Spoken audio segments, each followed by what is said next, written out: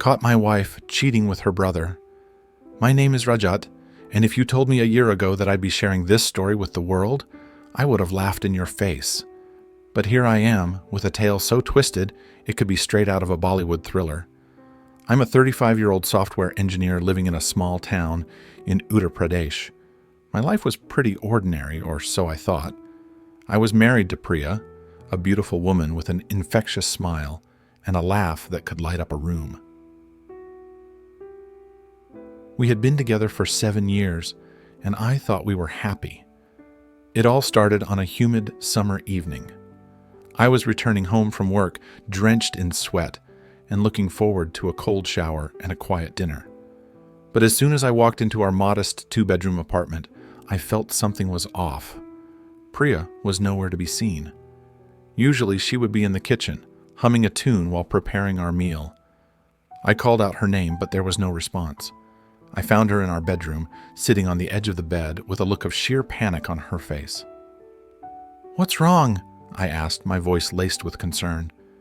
"Nothing, Rajat. Just feeling a bit under the weather," she replied, forcing a smile. But I could see through her facade. Her eyes were red, and she looked like she had been crying. Before I could probe further, there was a knock at the door. It was Priya's younger brother, Amar.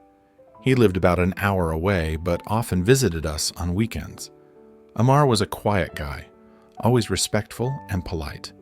We got along well, and I considered him part of the family. "Hey, Rajat, how's it going?" He greeted me with a firm handshake. "All good, Amar. Come in," I said, stepping aside to let him enter. As we sat down for dinner, I couldn't shake off the feeling that something was wrong. Priya and Amar exchanged uneasy glances, and there was an uncomfortable silence hanging over us. I decided to brush it off, thinking maybe I was just overreacting. Little did I know, this was just the beginning of the nightmare. A few weeks passed, and things seemed to return to normal. Priya was back to her cheerful self, and Amar's visits became less frequent. But I couldn't shake off the nagging feeling that something was amiss. One evening, while Priya was out shopping, I decided to do something I had never done before. I went through her things. I felt guilty as hell, but my curiosity got the better of me. I started with her wardrobe, rummaging through her clothes and personal items. Nothing seemed out of the ordinary until I found a small, locked box hidden behind a stack of saris. My heart pounded in my chest as I pried it open with a hairpin. Inside, I found a collection of letters, all addressed to Priya, from Amar. My hands trembled as I read through them. They were filled with declarations of love, intimate details, and plans to be together. I felt like I had been punched in the gut. How could Priya do this to me, and with her own brother? I felt a wave of nausea wash over me, and I stumbled to the bathroom, heaving into the sink. The betrayal cut deeper than anything I had ever experienced. That night, I confronted Priya. She denied everything at first, but when I showed her the letters, she broke down, sobbing uncontrollably. "I'm sorry, Rajat. I never meant for this to happen," she cried, her tears falling like rain. "How long has this been going on?" I demanded, my voice shaking with rage. 6 months, she whispered, unable to meet my eyes. I couldn't believe what I was hearing. My wife, the woman I had loved and trusted for years, had been having an affair with her own brother for 6 months. I felt a mix of anger, disgust, and heartbreak. I didn't know what to do or how to process this information. The next day, I called Amar and told him to come over. He arrived, looking as clueless as ever. "What's up, Rajat?" he asked, a hint of nervousness in his voice. "Sit down," I said, my tone cold and uninviting. He sat, glancing between me and Priya, who was sitting on the couch, her eyes red and puffy from crying. I took a deep breath, trying to control my emotions. "I know about the letters, Amar. I know about your affair with Priya." His face went pale, and he stammered, "Rajat, I can explain." "Explain what?" "That you betrayed your own sister. That you destroyed my marriage," I shouted, my anger boiling over. Priya started crying again, and Amar just sat there, looking defeated. I'm sorry, Rajat. I never meant to hurt anyone, he said, his voice barely above a whisper. Sorry? That's all you have to say? I yelled, feeling a surge of rage. Get out of my house, both of you. Priya looked at me, her eyes pleading. Please, Rajat, we can work through this. I love you. Love? You call this love? I scoffed. Get out. I need time to think.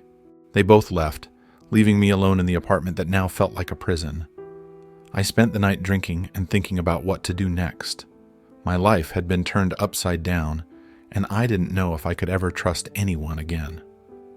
The next few weeks were a blur. I moved out of our apartment and stayed with a friend, while Priya and Amar went back to their parents' house. I couldn't face them, and I couldn't face myself. I felt like a fool for not seeing the signs earlier. My friends and family tried to support me, but I felt lost and alone. One day, I received a call from Priya's father, Mr. Sharma. He was a kind man who had always treated me like a son. Rajat, can we talk? He asked, his voice filled with concern. I agreed to meet him at a local cafe. As we sat down, he looked at me with sadness in his eyes. I'm so sorry for what has happened, Rajat. I had no idea. It's not your fault, Mr. Sharma, I said, trying to hold back my tears. I just don't know how to move forward. He sighed, running a hand through his graying hair. I understand. This situation is unimaginable, but you need to do what's best for you. Take your time and don't let anyone rush you into making a decision. His words provided some comfort, but I still felt like I was drowning in a sea of emotions. I decided to take some time off work and go on a trip to clear my head. I needed to get away from everything and everyone. I spent the next few months traveling across India, visiting places I had always wanted to see but never had the time. From the serene backwaters of Kerala to the majestic mountains of Himachal Pradesh, I found solace in the beauty of my country.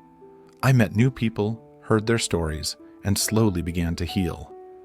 One evening, while sitting by a bonfire in a small village in Rajasthan, I met an elderly man named Harish. He had a kind face and a gentle demeanor. We struck up a conversation, and I ended up sharing my story with him. He listened intently, nodding occasionally. When I finished, he said something that stayed with me. Life is full of unexpected turns, Rajat. Sometimes the path we are on leads to pain and heartache, but those same paths can also lead to growth and new beginnings. You have been through a lot, but you are still standing. That is your strength. His words resonated with me, and I realized that I had the power to shape my own future. I returned home with a newfound sense of clarity and purpose. I decided to file for divorce and start afresh. It wasn't easy, but I knew it was the right thing to do. Priya and Amar tried to reach out to me, but I kept my distance. I needed to focus on myself and my healing. Over time, I found peace and began to rebuild my life. I reconnected with old friends, picked up new hobbies, and even started dating again. Today, I am in a much better place. The scars of betrayal are still there, but they no longer define me. I have learned to forgive, not for them, but for myself. I am stronger, wiser, and ready to embrace whatever the future holds. So there you have it, folks. My twisted tale of love, betrayal, and redemption. Life may throw curveballs at us, but it's how we respond that truly defines who we are.